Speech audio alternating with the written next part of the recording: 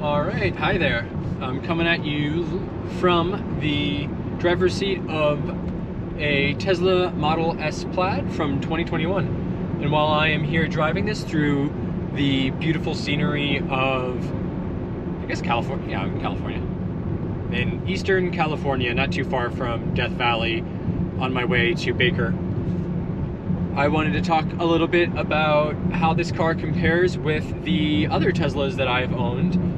So, namely the Model 3 standard range, which is about a third to half the price of this car, and my 2022 Model Y long range, which is a little more than half the price of this car.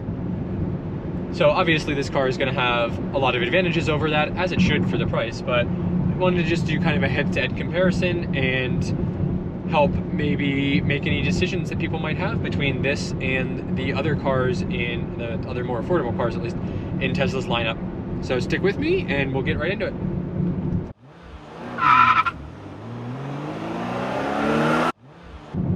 Alright, so first up, the overall build quality of this car. I would say, generally not too different from a build quality standpoint between the S and the Y that I have now, as well as the 3 even before. I mean, I never had a lot of issues with like panel cracks or creaking and groaning and weird sounds and stuff like that. But, I feel like this one is pretty similar, maybe a little bit better. This one really is very quiet thanks to the active noise cancellation and the active suspension. You get very little wind noise and very little road noise overall in this. Even here, we're going 70 on a state road, a county road basically. So it's not the greatest road in the world, and it is pretty quiet and I would say fairly comfortable too, thanks to that air suspension. So big difference from that suspension for sure. But in terms of like how the car is put together and everything, I don't feel like it's that different. Materials are all pretty much the same, and the car actually just like kind of feels very much the same too. Steering wheel feels almost identical, even though this is the yoke. But the material itself feels identical to the Y, as do all the buttons in here. The screen is, pretty much exactly the same. This one does not have the tilting screen, so it's about the same as the Y, even though it is built a little bit better into the, like recessed into the dashboard. The handles and materials here and stuff, I mean, they're all nice, but I don't know, I mean, it feels like it is just a marginal step up from the 3 and the Y, not a massive altering difference or anything like that. Certainly, I wouldn't say, comparing to some of the other like high-end luxury cars like BMW and Mercedes.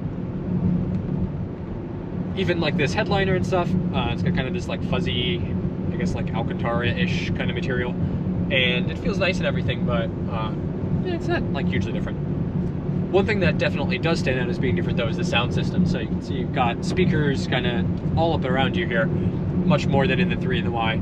And thanks to the noise cancellation and just overall like better speakers in here, the sound is way, way, way, way better, orders of magnitude better. I've been cranking some music in here and I just love listening to it. It feels so great. On the default settings, I didn't like how the bass was set up. Like, you really didn't get very much of a thump from it.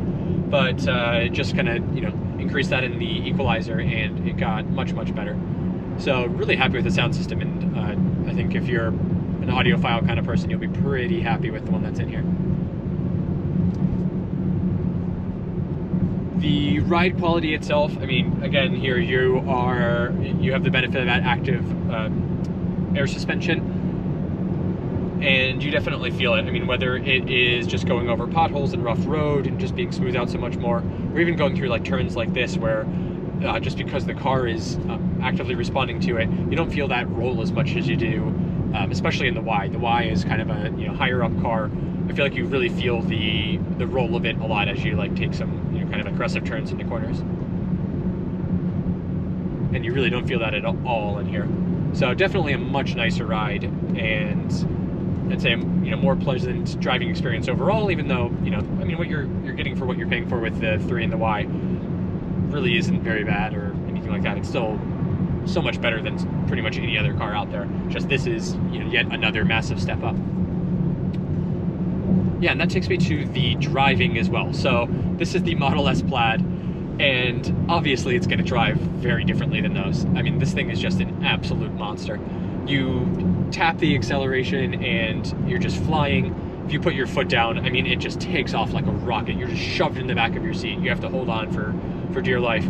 And the car is, you know, tuned so well and handles so well that it's not like you're immediately like torque steering off the road or, you know, squealing the tires or anything like that. It's just a very calm but ridiculously fast acceleration from, you know, 0 up to 100 or even more, allegedly.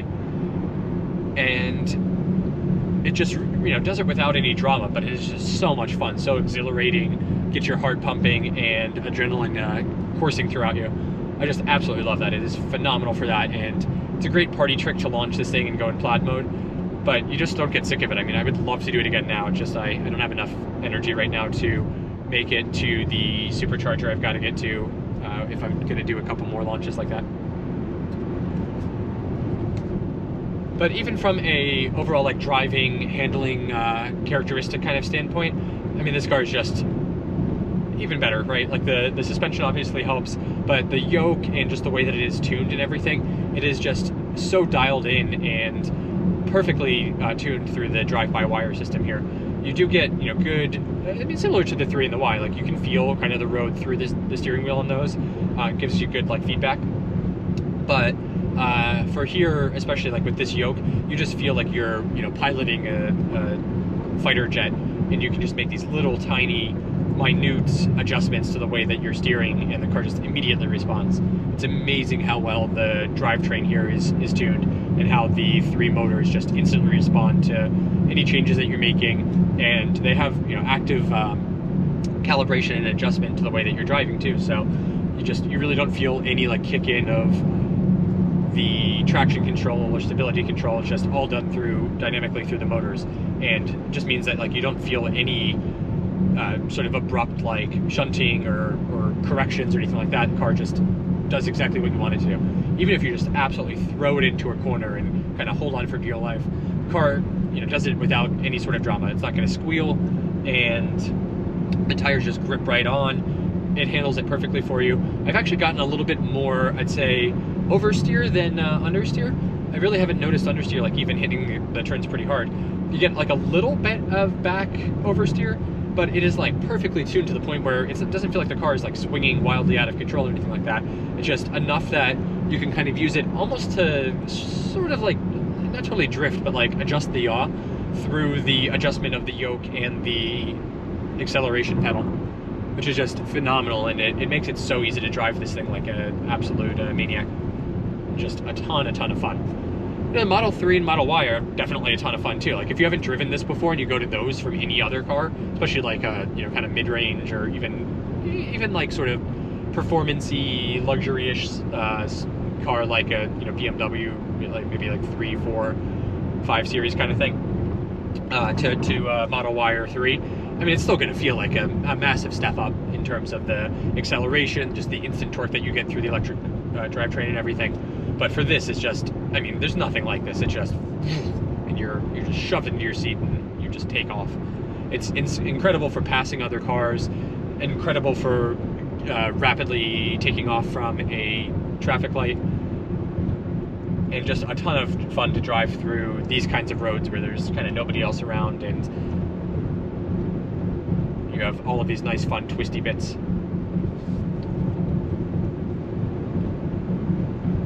Yeah, the range on this is also a little bit of a step up. Not too different from the long-range variants of the 3 and the Y, but I think at 100% this was showing just a little bit south of 400 miles, which is pretty incredible. My Model Y shows, I think it is 330, 340, but in real world driving, that is going to be definitely under 300, probably more like 270 to 290, depending on how you're driving, the route and everything.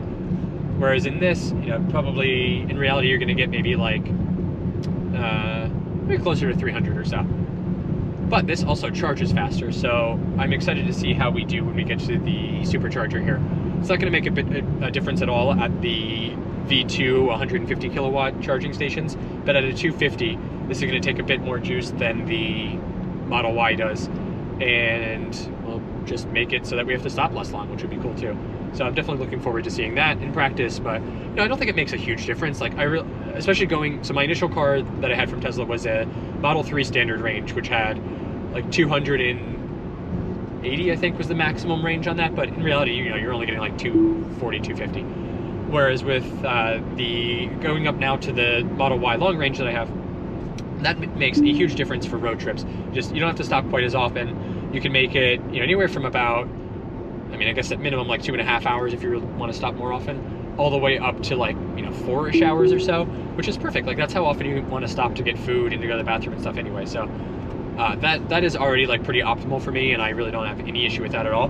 But having just the extra range and opportunity and flexibility with this is definitely nice too. And having that fasting charger speed definitely helps on a road trip. So this is just, you know, I can't imagine a better car for a road trip. Maybe a Lucid, where you're getting even more range and you know, pretty good charging too.